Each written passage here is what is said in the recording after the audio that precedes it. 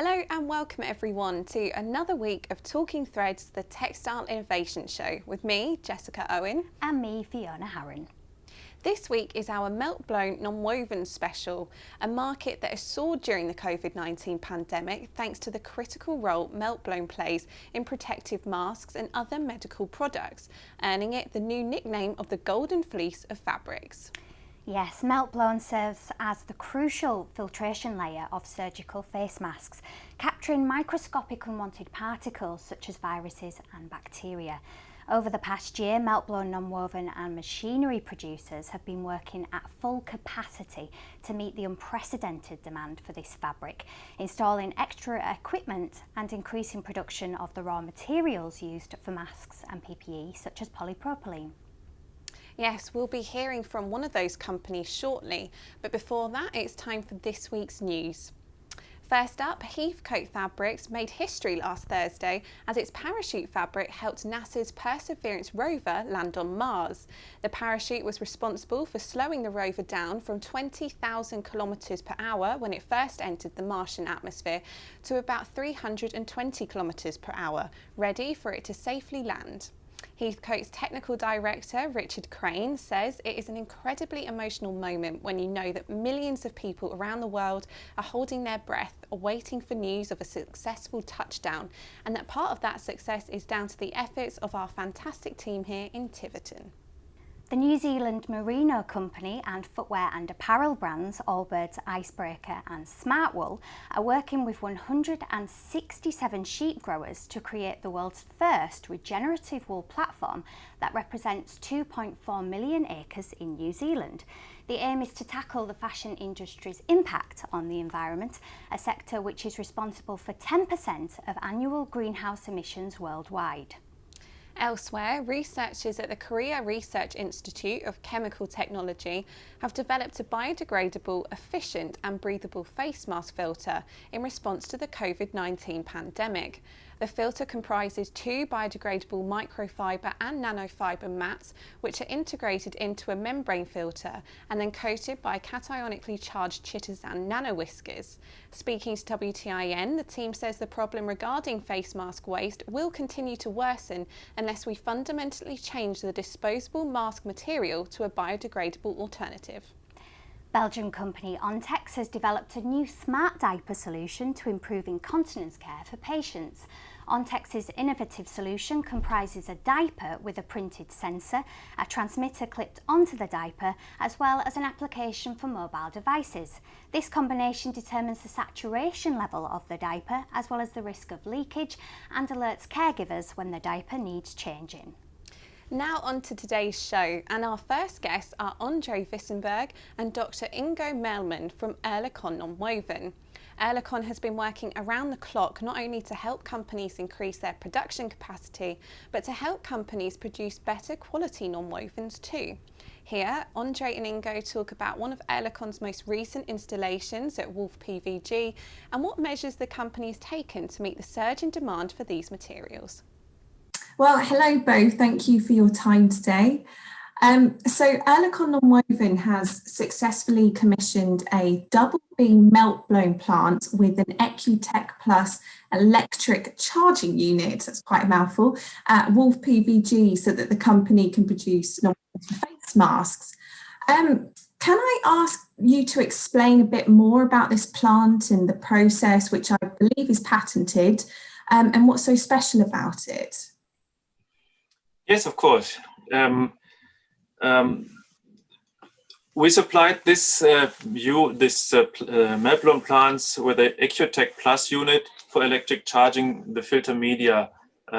This is very essential to produce high efficient filter media.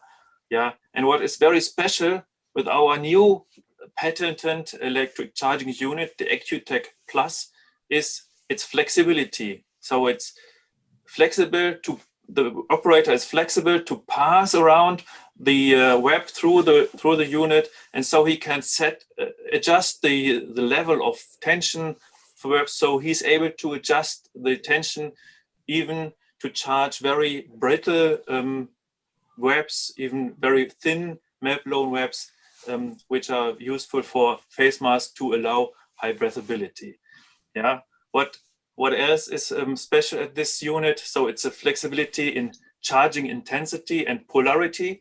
So I think it's the only unit which provides both positive and negative charging possibility to the web. So we can apply positive charge to one side and negative charge to the other side.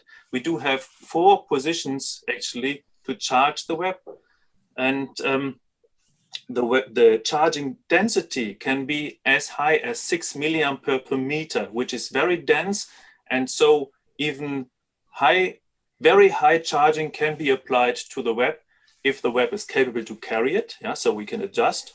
And with this high charge, of course, the filtration efficiency can be even higher.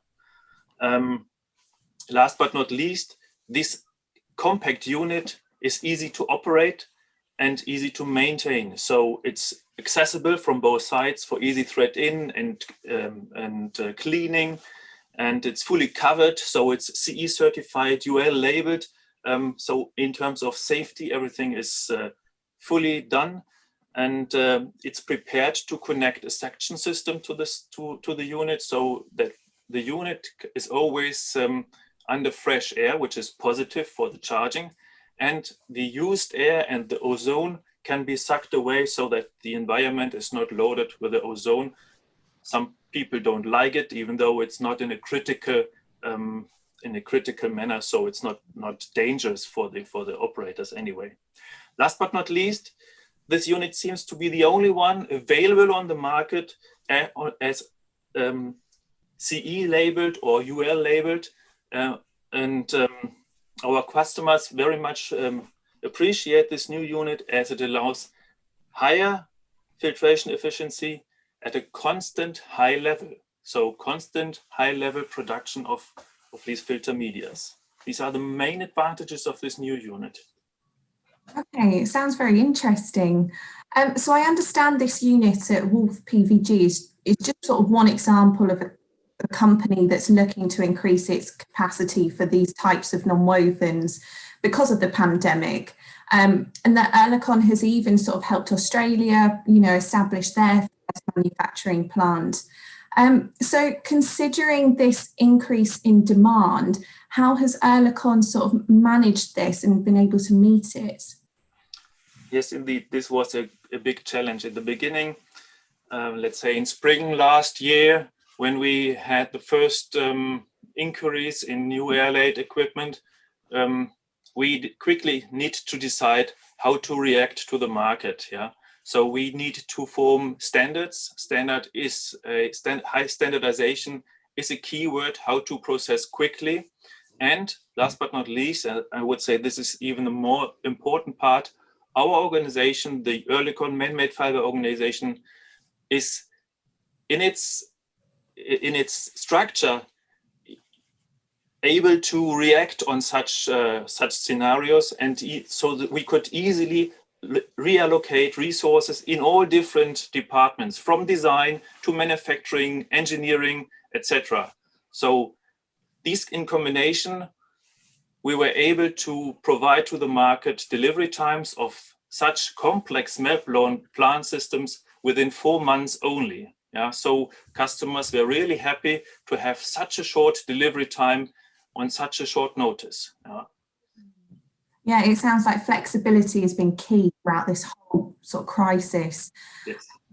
So finally then, I think at least here in the UK, vaccines are now being rolled out, and we're all, praying that the pandemic will be behind us, hopefully this year. So do you expect business to start slowing down, and does Erlecon have any plans for after the pandemic?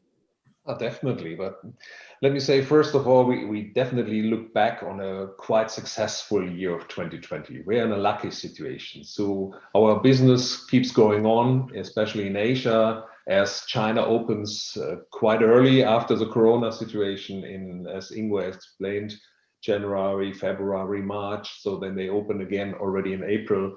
And we could benefit from there, from new orders in the man-made fiber industry, not only for the nonwovens industry, but also for our textile and apparel plant solutions, for our BCF carpet yarn solutions, and last but not least, the staple fiber is also increasing a lot.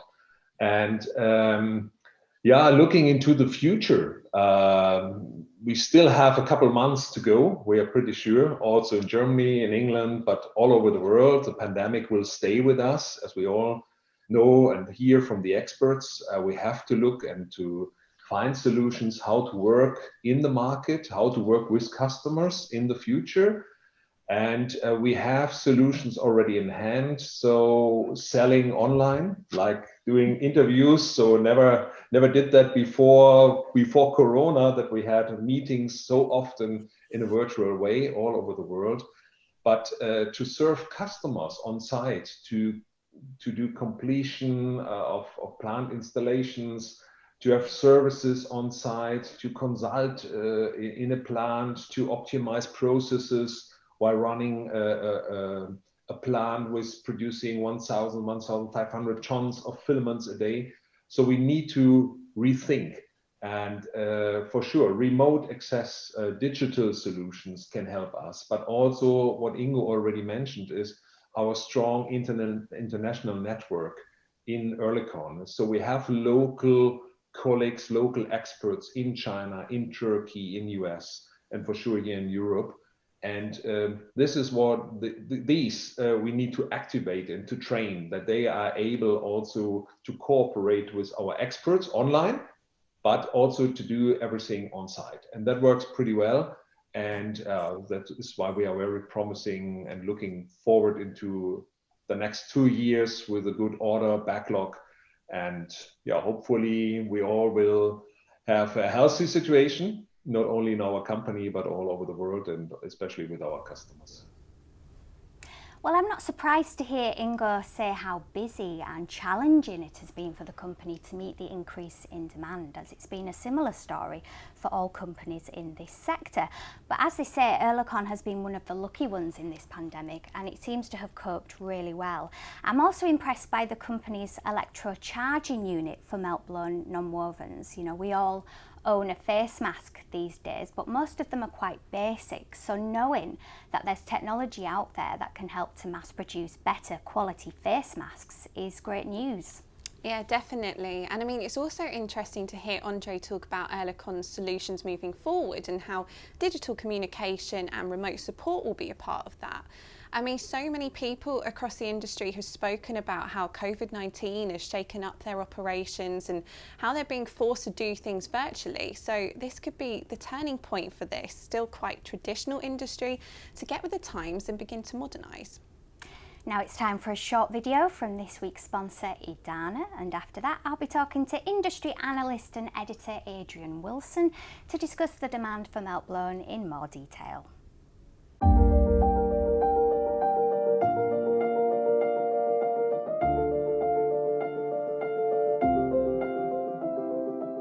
Every morning around the world, runners might hit the track while families hurry to their cars before heading down the road to work and school.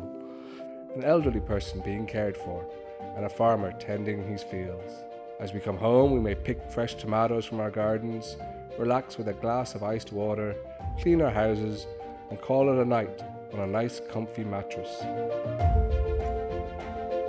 It seems that nonwovens play a role in most of our everyday activities. That's right, Sean. Often hiding in plain sight, we use nonwovens both day and night, each day and every day. And that's thanks to their versatility and flexibility. We can actually say that they are the unsung heroes of today's convenience and comfort. But nonwovens are not just essential materials in everyday products. They're also innovative and sustainable.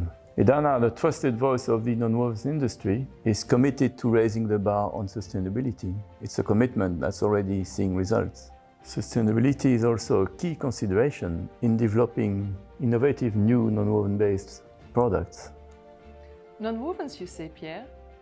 That is exactly the name of our new campaign. Follow us on nonwovenusa.eu if you want to discover the story of our daily lives written in nonwovens.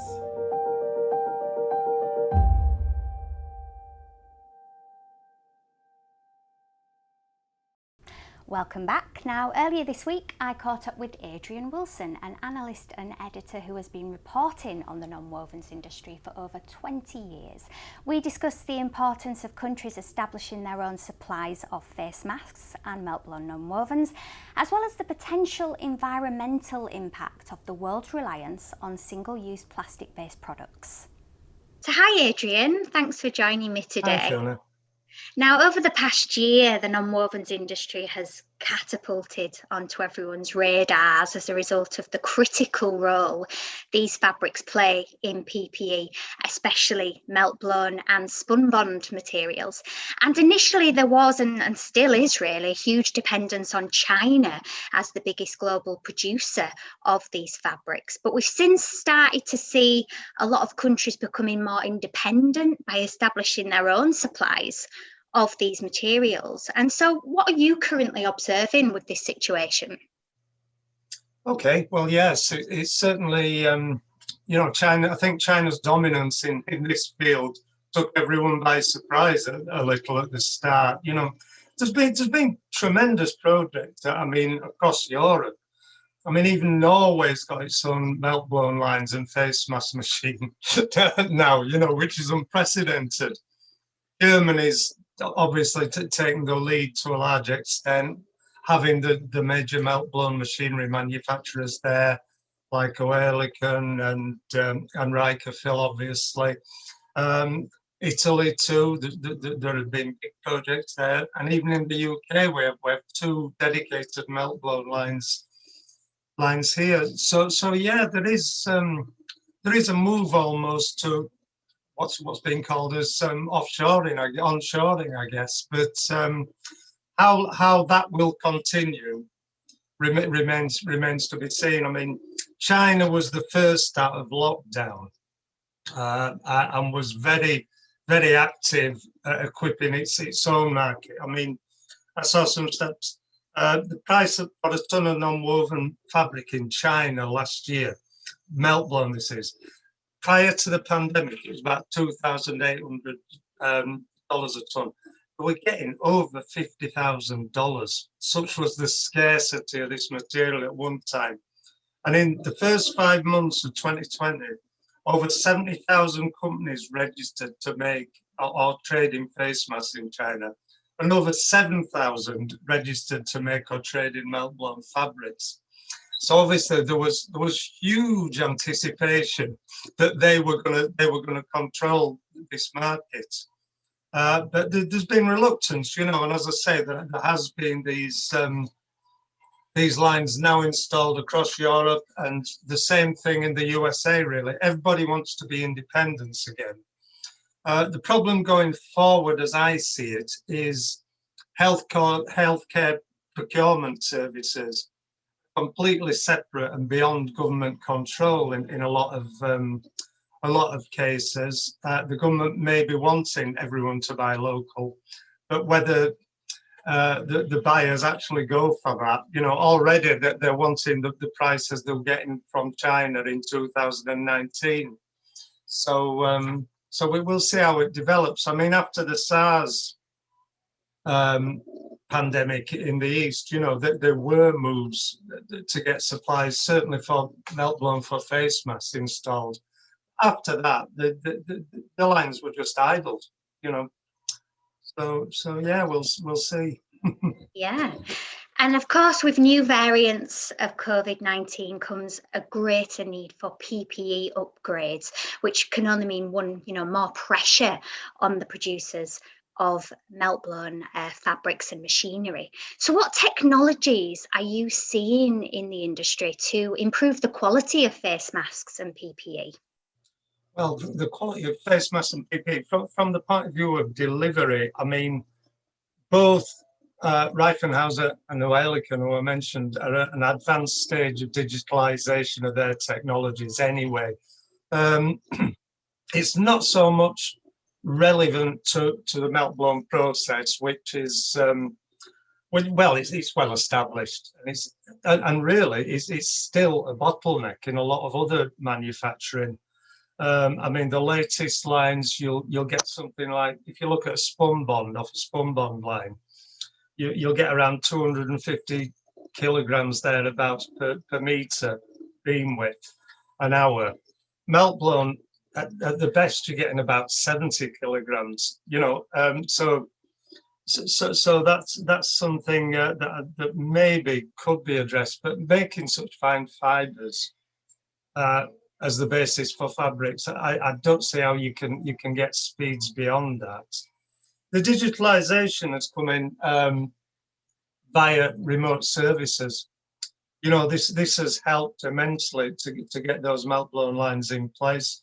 Those new ones that have been across Europe. They've even been able to do remote complete commissioning of lines, which is terrific. So it's proof tested a lot of the things which were perhaps conceptual prior to the pandemic and being talked about a lot, but suddenly there they were, and trial by fire in that respect. I mean, another big development, I think, is what they've developed at the Nonwovens Institute in North Carolina. I think this dual layer spun bond system, which needs no Meltblown, could be a terrific way forward, simply because of there's not that bottleneck. The Meltblown line, the production speeds are way up, and you should be able to get those kind of fabrics out a lot quicker. Mm-hmm. Yeah, definitely. And finally, the surge in single-use PPE has brought understandable concerns regarding plastic waste, an issue that was already of great concern to the industry prior to the pandemic. So how do you foresee companies and industry representatives working to tackle this issue? That's it's a tricky one, really, because natural fibers, are just simply not suitable. You can't get them breathable enough. You don't want them around your face for a long time anyway. They can spread secondary infections. There's been a lot of development work on antiviral coatings, based on nanomaterials, based on metals, based on graphene, these kind of things, to try and make face masks reusable, and washable. I mean, laundering's up to 60 times or whatever. But at the end of the day, this is medical grade waste, and the safest thing is to destroy it. So I'm not quite sure where that will end up, or how you find a solution to this. Well, it's interesting how Adrian mentioned the new spunbond technology developed by the Nonwovens Institute and NatureWorks. This really does seem like a potential game changer for the industry, particularly due to the new generation of filters that they've created that don't require electrostatic charging and that could potentially be reused after cleaning. Yes, definitely, especially as this concept of reuse doesn't tend to be associated with non-woven face masks and PPE. So the onus is on the industry right now to come up with ways of tackling this huge build-up of single-use plastic waste. Besides the various face mask recycling initiatives in place, which we've seen with companies such as TerraCycle, the industry has also suggested replacing polypropylene with biopolymers such as PLA for the production process. This would allow additives and coatings to be attached more easily to the fabric, making it easier to be washed and reused. So that's one potential avenue to explore. Yeah, and with the proposal to include face masks in the scope of the EU's Single-Use Plastics Directive, this creates added pressure for companies to implement more sustainable materials and processes, especially as it looks like face masks will be around for the foreseeable future. Yes, well everyone, that's it for this week, but join us again next week when we'll be focusing on 3D textile and apparel technologies. We'll be speaking to some innovative companies in this space, and as always, the episode will be available to stream from 3 p.m. UTC. We'll see you then.